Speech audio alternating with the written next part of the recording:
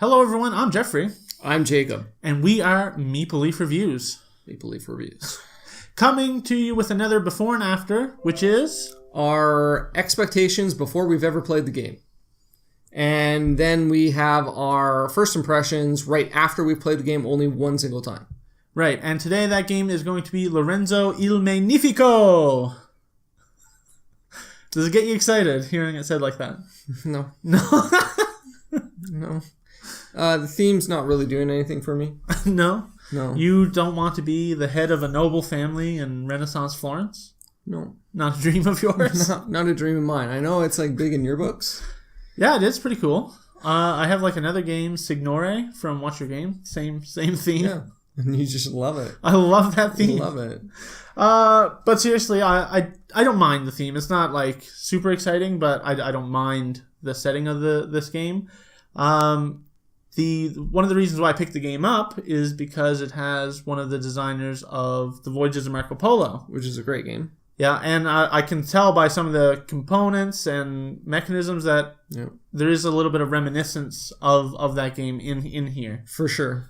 I also see some reminiscence to Grand Austria Hotel. Right. They have a similar kind of endgame or turn-based scoring mechanic that at this round, if you haven't done X, then you're getting penalized or you're getting a benefit kind of thing. They have a similar thing in here. Right. So, going on to what our expectations are for this game, I read through the rules. There's a few minor things in the rules that I think just if they had someone who was maybe a native English speaker check over, would have noticed. This is a regular problem that we seem to run into when getting games from Europe or overseas just in general. Their English isn't great, and so they have these grammar mistakes that double negatives. Yeah, double negatives. Don't put double negatives. And you're just like, okay, which do they mean? I think they mean this, but maybe they actually did mean that. Right. But even still, going through the rule books, I think everything was still really clear. Okay. Like any of those grammar mistakes, I wasn't hung up. I wasn't confused about any of the rules for the game. Right. It seems pretty simple mechanically, the game, but I don't think the gameplay or strategy is going to be that simple. I think it's going to be a very tight game where you feel like you never have enough actions or enough resources to do what you want to do. And normally I like that in a game.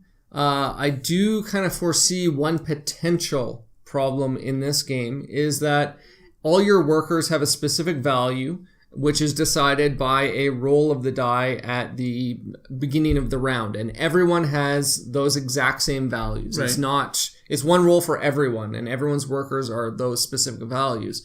If you roll extremely poorly on round one, so they're all less than 3, let's say, there is some minor mitigation, but only a minor amount. So you're not going to be able to get to certain locations and take certain actions, and you're going to have to waste some of your resources in order to get there. Right. There's certain other locations that help you get those mitigation tokens, but there's only one.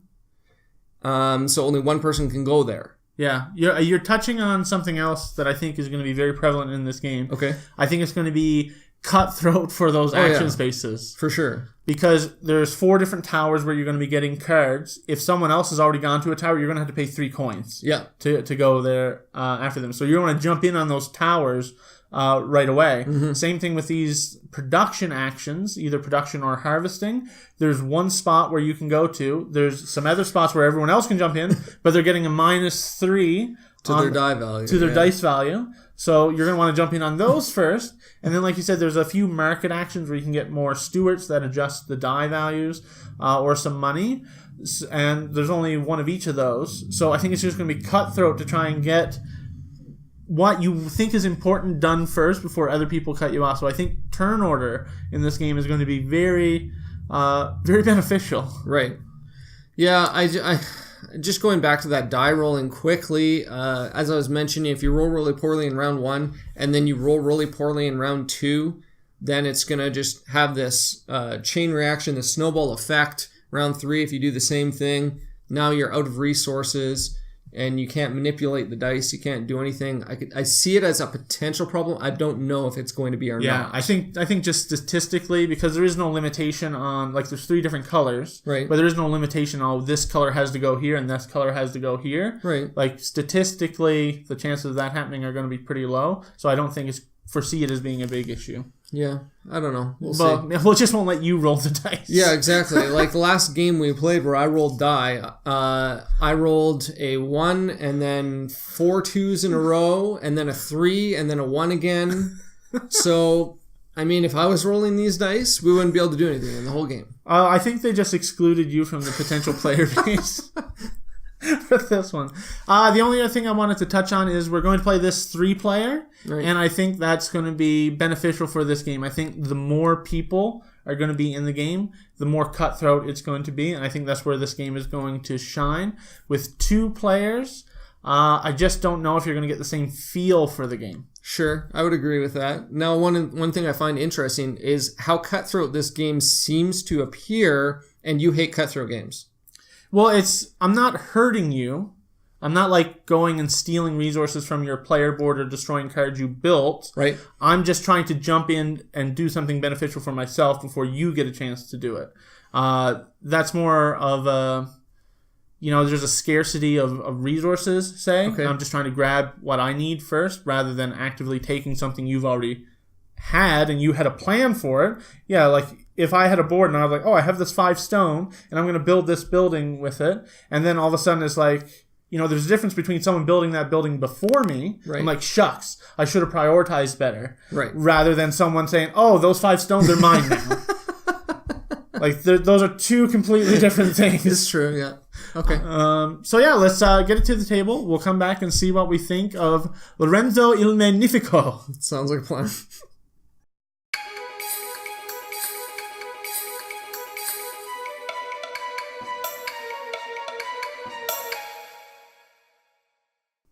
Hello everyone, welcome back. We just finished our first play of Lorenzo il Magnifico! Yes. It's such a good name. I don't even think I could say that. Try.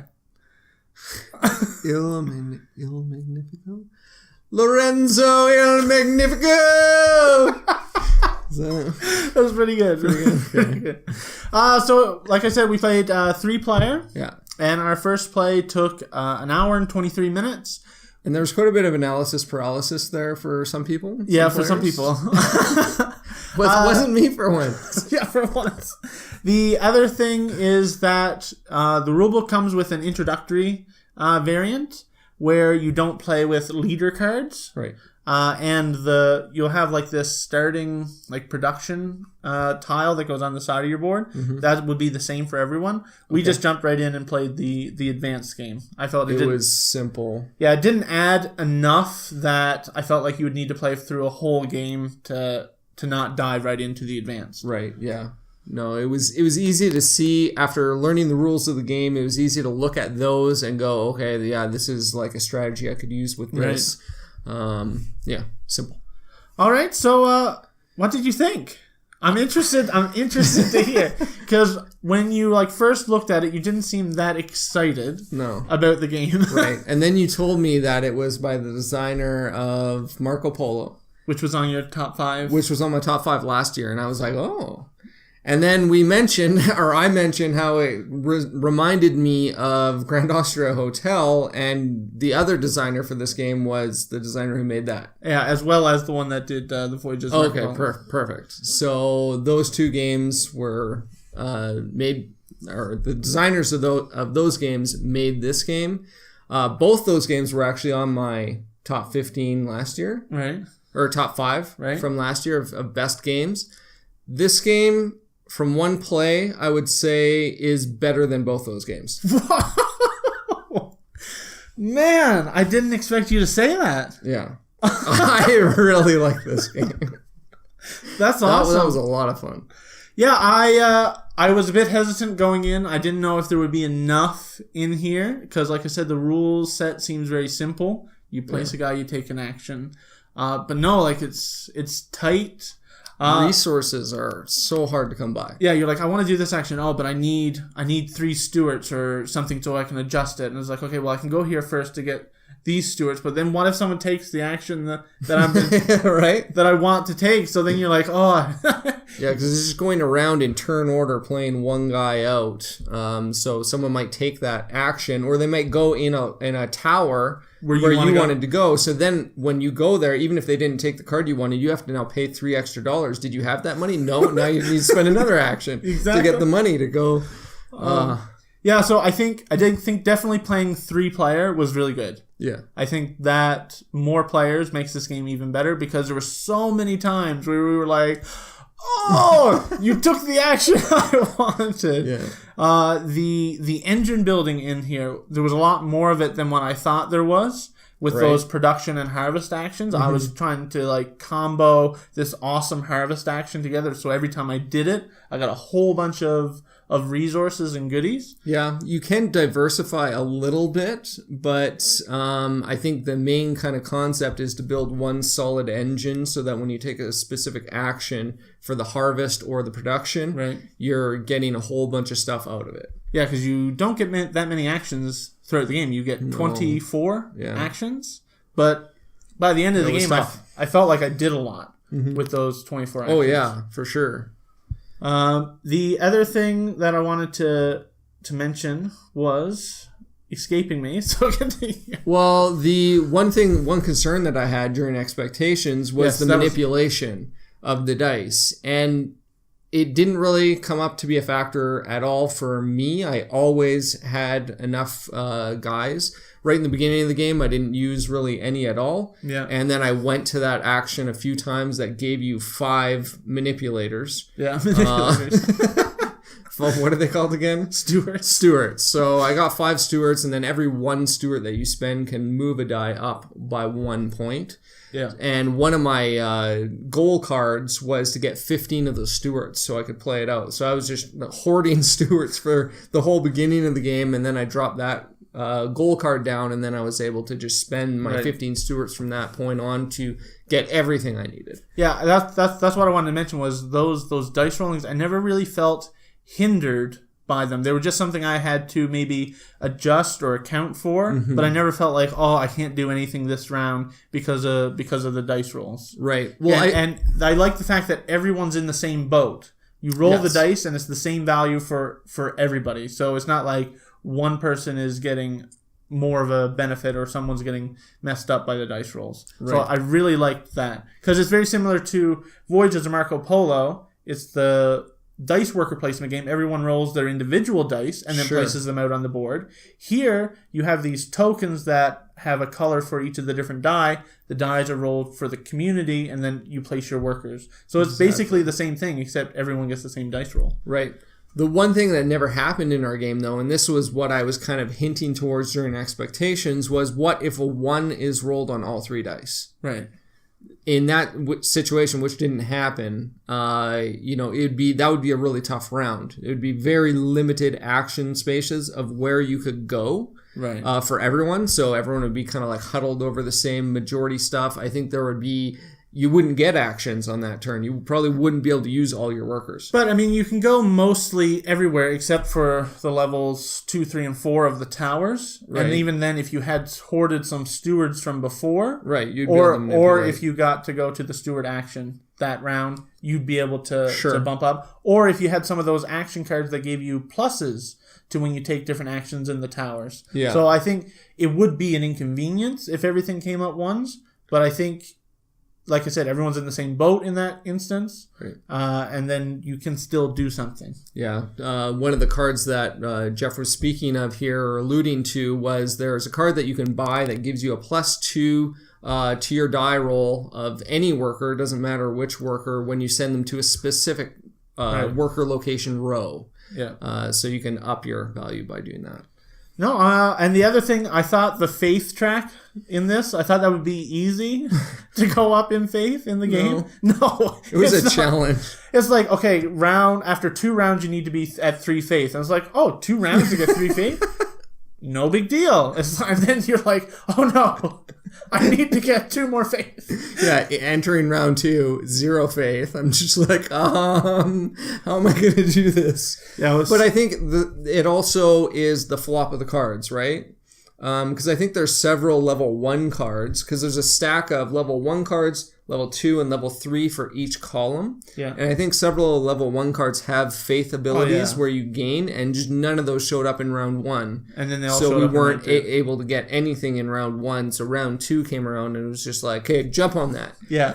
Well, that's what I think is good. You see these cards that are really good, and you want to be the first one to get there. And like I said, I thought being first player would be very important. Mm-hmm. Yeah, I definitely think being first player. Oh yeah, we were fighting over every single round. At least 2 people went to the I'm manipulating the turn order location.